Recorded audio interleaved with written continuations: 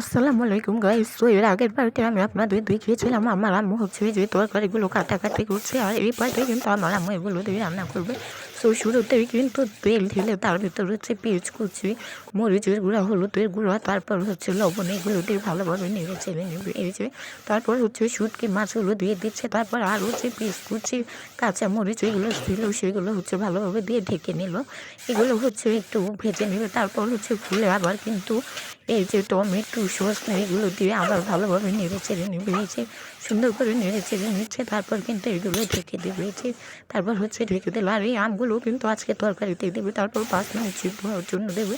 তারপর কিন্তু আবার খুলে এই যে আবার একটু ভালোভাবে নেড়ে চেড়ে নিচ্ছে, তারপর কিন্তু এই যে আমগুলো দিয়ে দিল, তারপর হচ্ছে এগুলো ভালোভাবে সিদ্ধ হওয়ার জন্য পানি দিয়ে দিল।